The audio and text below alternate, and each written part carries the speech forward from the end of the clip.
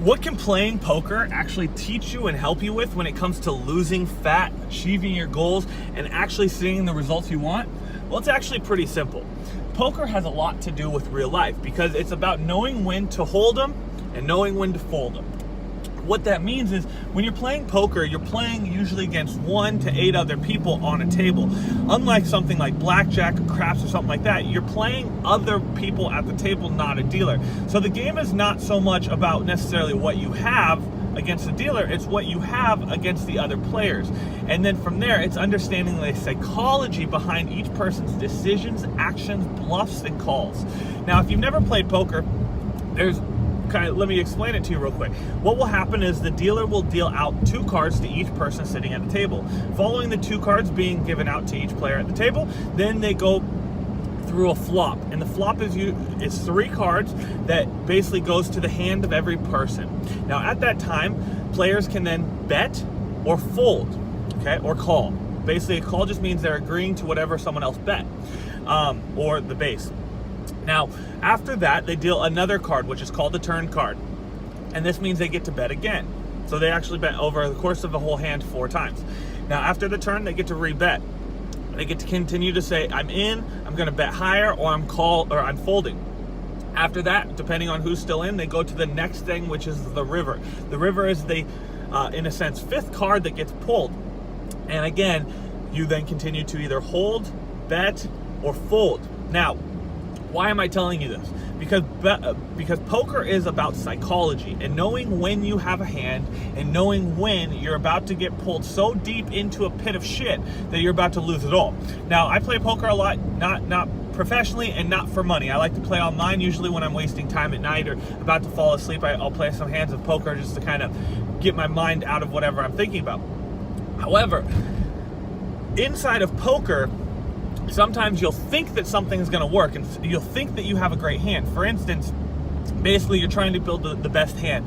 Pairs, triplets, quads, straights, flushes, things like that. All these different terms of hands, and they all have different levels and rankings. One will beat out another. Think rock, paper, scissors. Well, sometimes you might think that you have the world's greatest hand. For instance, I've had trip kings, which is like very rare to get. It's not rare, but it's rarer than most, and usually you'll think someone else has a pair. Well, when you have a hand that you think is working or you've already played into a couple times, in the sense of poker, you're putting bets in, sometimes you'll get so wrapped up into what you're doing that you think that it's going to continue to work, even though what you're doing is like playing a guy in poker who has a much better hand, but you're just not allowing yourself to see it. And this has happened to me many times where I've thought I've had one of the best hands possible and then get stomped out and go all in on a hand, and then I get beat. And it's because I wasn't aware of what was going on.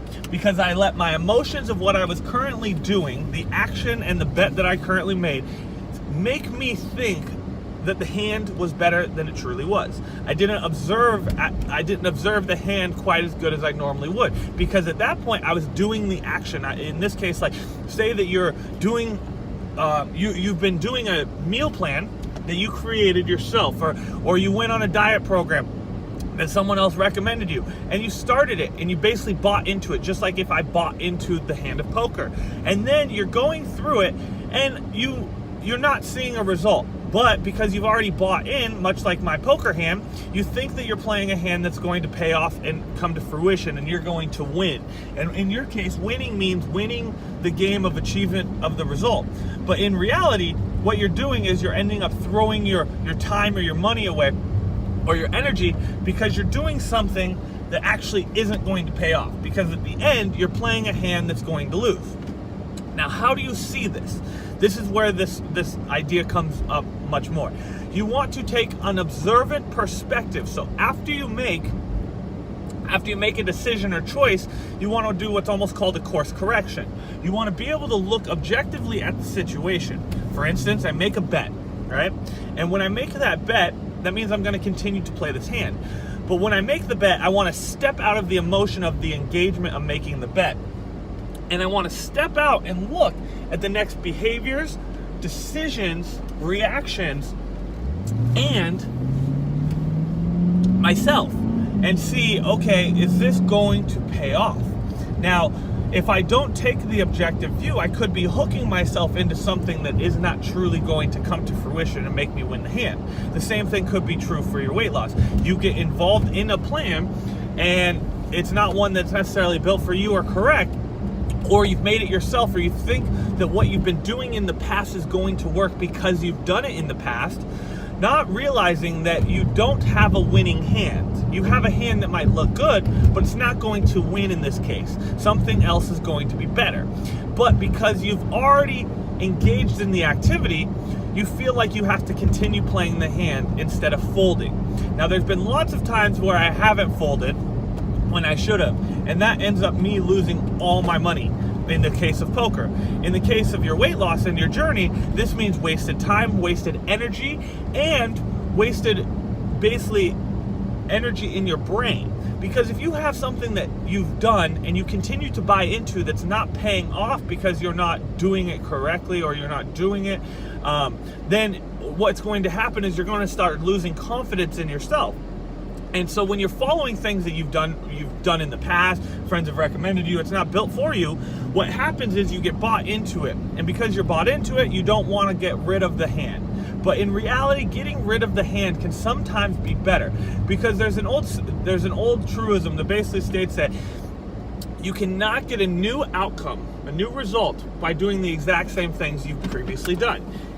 You will not get a new result from past actions. You will not get a new result from the same actions you've been making, which means that if I'm currently doing something that's not eliciting the win that I want, I need to learn when to fold the hand and move on to something better, instead of getting drawn in for long term and then being pissed off at myself because I got pulled into a bluff or got pulled into a hand where I lost all my money or time.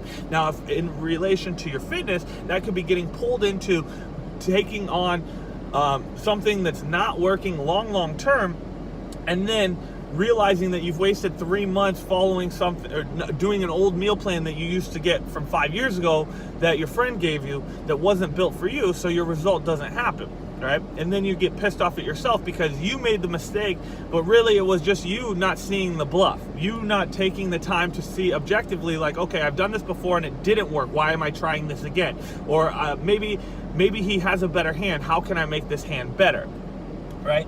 So poker has a lot to do with the psychology of a decision, and your psychology of your decisions and getting roped into making the same decisions over and over again when they're not eliciting the result is the main takeaway from today. So the question for you is, where in life are you doing past actions or behaviors thinking that they're going to give you a new result? Second question is, where are you getting pulled down the rabbit hole of continuing to invest in something, time, energy, effort, into something that is not giving you a result or a new result because you're not doing it correctly, or you think that you're doing it better, or you think that your hand, when I say think that you're following the process to the T, but realizing that you don't have the best hand because you're not doing it.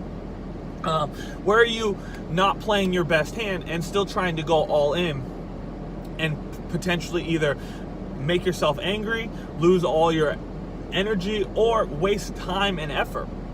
And then the third question is, what can you do, or where, in what area are you currently playing a hand that you thought is going to win, that you've been putting your chips in, and it's not paying off? So those three questions can elicit a lot of answers for you that can help you make correct choices and pull yourself from being ingrained and engulfed in the situation and action that you're making, and look at it objectively to see, okay, what I'm doing is a false hand and I might be losing. So what should I do? What changes I need to make, or what actions do I need to take? Or should I call this hand and change, right? If you're following a nutrition plan and it's not eliciting the result, going in longer and longer, now obviously you got to play the hand for a little bit to see if it's going to win. But after a certain amount of time, playing the same hand over and over or trying to play longer is not going to elicit a result if you're playing a pocket two. Pocket twos means you have a pair of twos in your hand and you're playing against kings on tables, right? You would not probably stay and continue to play, but because you had a pair, you think that you can win. Well, you could, but if anybody has even something higher than you, the result would be better. So you have to realize, like, yeah, because you're doing something, it might elicit something, but could you stop what you're doing and elicit something better?